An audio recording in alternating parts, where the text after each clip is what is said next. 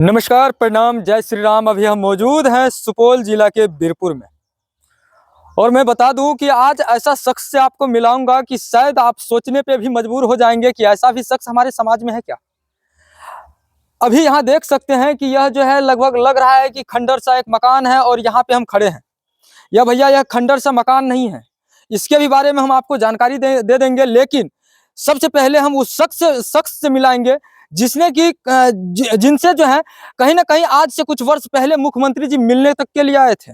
वह एक किसान है और किसान की वह काबिलियत को देखते हुए मुख्यमंत्री जी भी यहाँ आए हैं और इनसे मिले हैं और इनको सम्मानित भी किए हैं। जानेंगे उनकी कहानी के बारे में, उसकी हिस्ट्री के बारे में, और यह भी जानेंगे कि ये सब क्या है और यहाँ से क्या खेती करते हैं, कैसे यह करते हैं, इसके बारे में भी जानेंगे।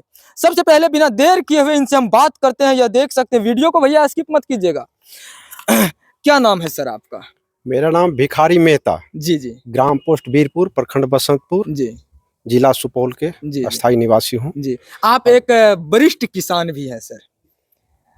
सर यह कहिए कि आप किसान हैं, आपकी तो कहीं ना कहीं बहुत बड़ी अनुभव है और आपका जो है अनुभव को देखते हुए यहाँ कहीं ना कहीं मुख्यमंत्री जी भी आपसे मिलने के लिए आए थे। जी, बात सही है। सबसे पहले तो आपके न्यूज चैनल को मैं बहुत बड़ा धन्यवाद देना चाहता हूँ। मैं आभार प्रकट करता हूँ।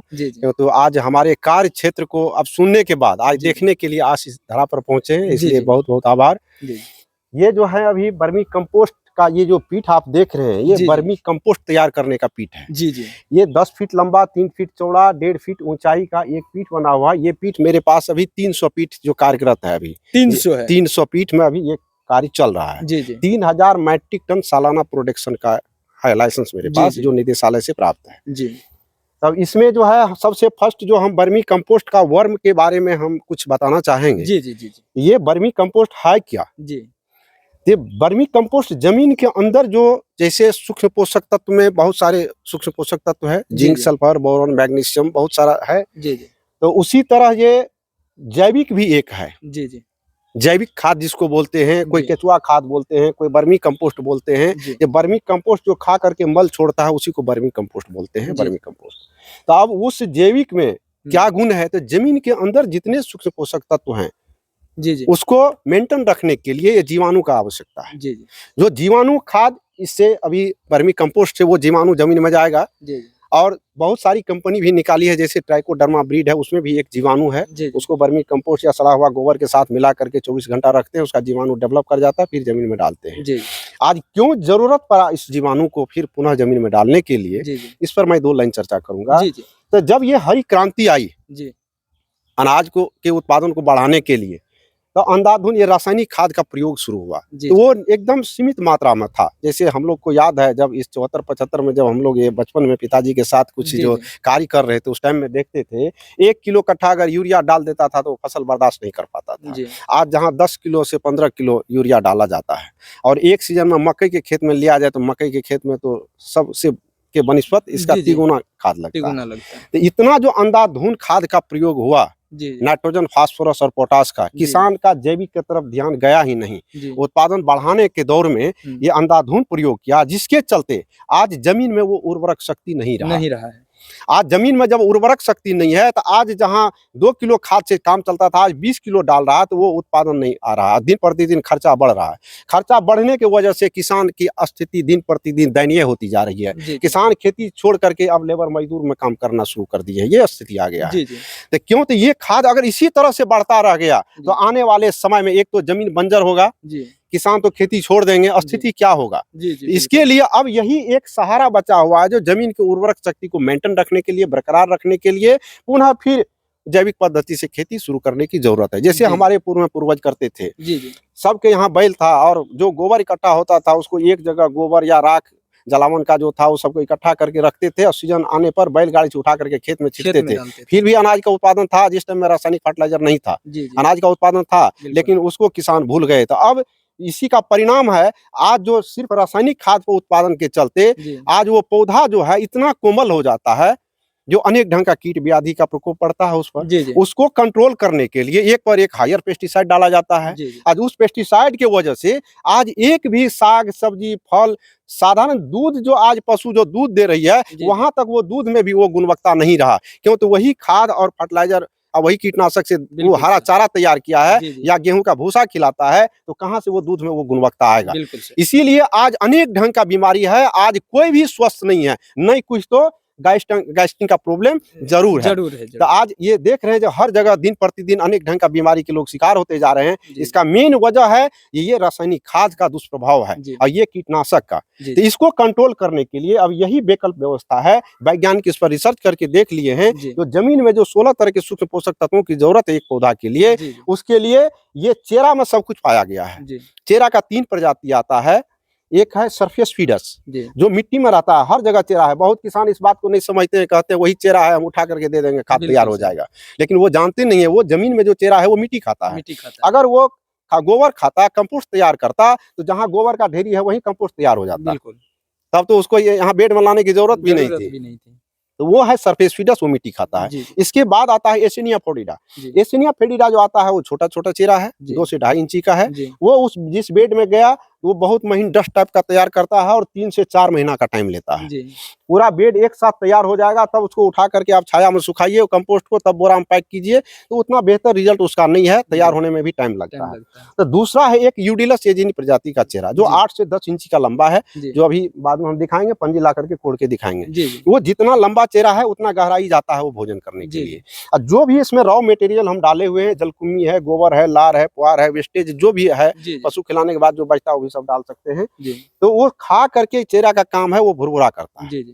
तो उस चेरा का जीवन चक्र मात्र 120 दिन का है। जी।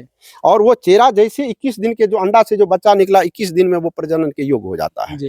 जैसे वो प्रजनन के योग्य हुआ, 21 दिन के बाद अंडा देना शुरू किया, तो जब तक वो जीवित है तब तक तो वो अपना खा करके मल छोड़ रहा है, ये सारा गुणवत्ता वो वर्मी कंपोस्ट में आ रहा है। जी, जी। जब 120 दिन के बाद वो चेरा मर जाएगा तो खादे की गुणवत्ता को बढ़ाएगा। जी। इसलिए वो वर्मी कंपोस्ट में वो सारा सूक्ष्म पोषक तत्व तो पाया गया है जी। जो जमीन में अभी आवश्यकता है हर पौधा के लिए। जी। तो इसका उपयोग करने से आपको जिंक, सल्फर, बोरॉन, मोलिबियम, जितना कार्बन, जितना ढंग का है आपको जरूरत पौधा के लिए, जी। सब इससे पूरा हो जाता है। इनसे ही उनको पूरा इनसे पूरा हो जाता है। मार्केट से अब ये अलग से खरीदने की भी जरूरत नहीं होगी। जब इसका उपयोग किसान लगातार हर फसल में करे तब। जी, जी। तो इसका डोज थोड़ा ज्यादा है, हम लोग ज्यादा 10 से 12 क्विंटल डलवाते हैं।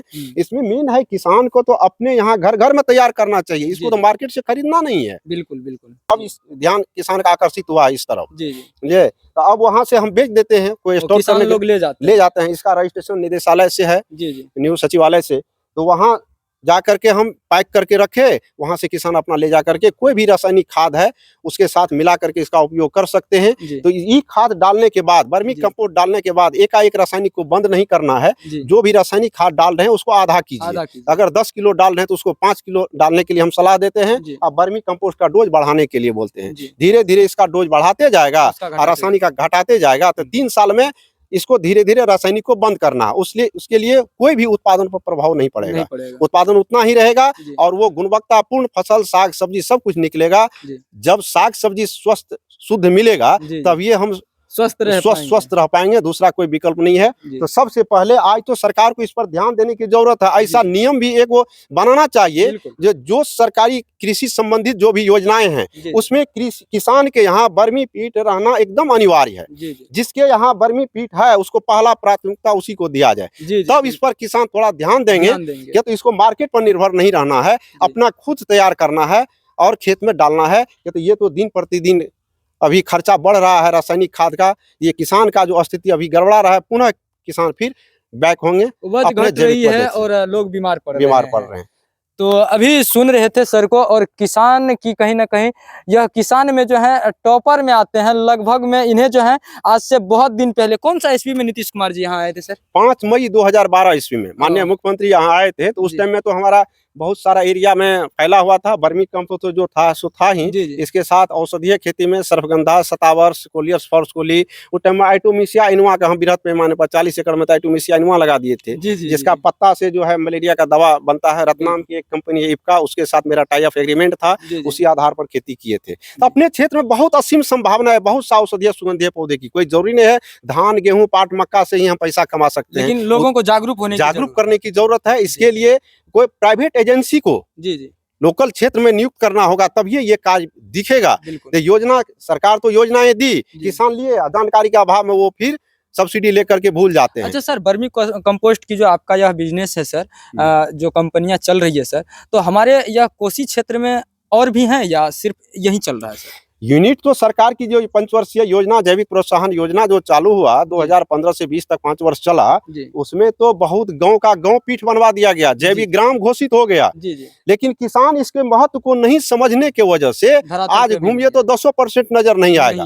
तो जब तक किसान जागरूक नहीं होगा तब तक इसका सदुपयोग होगा कहाँ? जी बिल्कुल सर। सबसे पहले फार्मर्स को जागरूक करना है, इसका जरूरी क्यों है, क्यों हम ये वर्मी कंपोस्ट तैयार करने के लिए आज इतना प्रेशर दे रहे हैं। ये किसान को जब तक ये दिमाग में नहीं सेट करेगा, तब इसके महत्व को नहीं जानेगा, तब तक ये धरातल पर नहीं दिखेगा। तो आज के क्षेत्र में सर्वे किया जाए तो 200% नहीं है। इस ढंग का यूनिट तो पूरा कृषि क्षेत्र में इधर परमंडल में नहीं है, सासा परमंडल में नहीं है कहीं। ये पहला यूनिट, माननीय ज्वाइंट डायरेक्टर महोदय आए थे बीच में, देख करके वही बताए जो आज हम पूरा भ्रमण किए हैं, अपना परमंडल में कहीं ये नहीं दिख रहा, सासा परमंडल में कहीं नहीं है। तो इसी तरह और सब जगह कहीं होगा, लेकिन इस क्षेत्र में कहीं नहीं है। तो अभी सुन रहे थे सर को, और यह कहीं ना कहीं कृषि का बहुत ज्यादा अनुभवी व्यक्ति थे, और ये जो बताए कि यह खाद के बारे में किस प्रकार से हमें तैयार करना है, कैसे खेत में डालना है, तो आप भी खुद तैयार करके डाल सकते हैं। जब नहीं आपको समझ में आए तो सर से आके मिल भी सकते हैं, कोई दिक्कत नहीं है। यहाँ आइएगा, आपको समझाएगा। और सर की कहना है कि आप जब इस खाद को उपयोग करते हैं तो सबसे पहले आप स्वस्थ रहिएगा। दूसरी बात है कि उपज में जो है वृद्धि होगी। आप जिस प्रकार से अभी उपज कर रहे हैं, कहीं ना कहीं किसान जो है खेती से भागे जा रहे हैं, पीछे होते जा रहे हैं। हम सबको एक साथ खड़े होने की जरूरत है, किसी भी किसान को पीछे हटने की जरूरत नहीं है। आप जहां हैं वही सुरक्षित है, लेकिन आप अपना विधि को चेंज कीजिए, आप अपना कार्य को चेंज कीजिए, और कहीं ना कहीं जैविक खेती शुरू कीजिए। तो देख रहे थे सर को, और देख रहे हैं ताबड़तोड़ न्यूज। देखते रहिए इसी प्रकार से। आप लोग इस वीडियो को अधिक से अधिक शेयर कीजिए, ताकि किसान जो हैं आज जिस प्रकार से परेशान हो रहे हैं, परेशान नहीं हो पाएंगे, और इनसे, इस वीडियो से कुछ उसे सीख मिल पाए। तब तक के लिए देखते रहिए ताबड़तोड़ न्यूज। जय हिंद, जय श्री राम।